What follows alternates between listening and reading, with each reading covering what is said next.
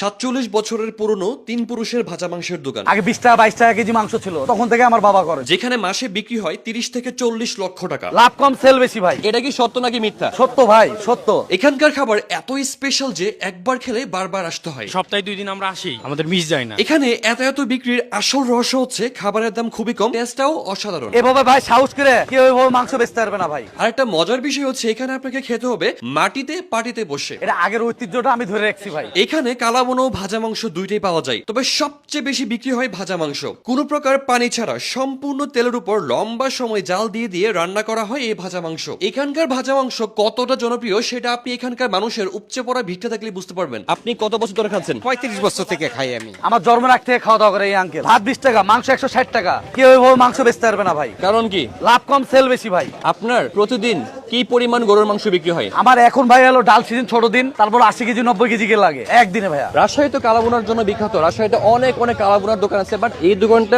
Most famous for ভাজা মাংস। আমার দাদার আমল থেকে আটা না পাওয়া যখন থেকে রুটি, তখন থেকে ব্যবসা চলছে আমাদের। টোটাল আপনার দোকানের বয়স কত? 47 বছর। আমি আছি ধরেন প্রায় 18 বছর। ছোট থেকে দেখছি বাবা ব্যবসা করছে। আমরা কিন্তু ভাই শিক্ষিত না ভাই। আগে আপনার এই ছালা ছিল না, ছালা ফেলে আমার বাবারা দোকান করতো। এটা আগের ঐতিহ্যটা আমি ধরে রাখছি ভাই। ফয়সাল ভাইয়ের দোকান কি এটাই? এটাই। এখানে এই ফয়সালটাকে ফয়সাল আমি ভাই। ফয়সাল আপনি নিজে কি আইটেম আপনার এখানে পাওয়া যায়? আমার এখানে পাবেন হলো ভাজা মাংস আর কালাবোনা। কোনটার প্রাইস কত? ফুল মাংস 160 টাকা, হাফ হলো আপনার 100 টাকা। আচ্ছা, আমি একটা কথা শুনছি যে হচ্ছে নৌহাটার যতগুলো হচ্ছে বাংলা খাবারের দোকান আছে তার মধ্যে নাকি হচ্ছে আপনাদের দোকানটা সবচেয়ে পুরাতন। এটা কি সত্য নাকি মিথ্যা? সত্য ভাই, সত্য। আমার দাদার আমল থেকে আটা না পাওয়া যখন থেকে রুটি, তখন থেকে ব্যবসা চলছে আমাদের। আগে 20 টাকা 22 টাকা কেজি মাংস ছিল। ধরেন আগে ধান টান বেচতে আসতো, গরুর হাট ছিল, তখন থেকে আমার বাবা করে শুরু। যখন শুরু করতে তখন আপনার 2 টাকা 1.5 টাকা পিস মাংস।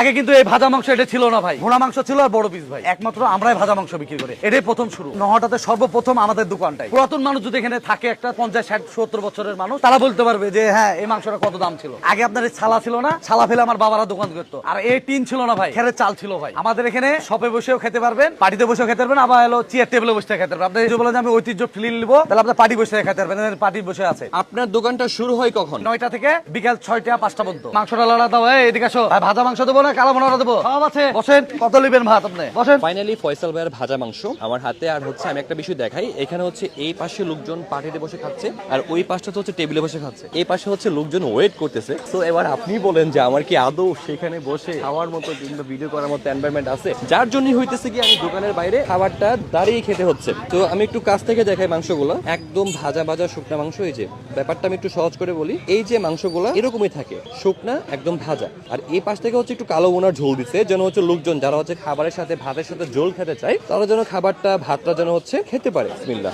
ভাজা মাংসের ব্যাপারটা বলি, ভাজা মাংস হওয়া সত্ত্বেও কিন্তু মাংস মোটামুটি ভালোই পরিমাণে কুক হয়েছে।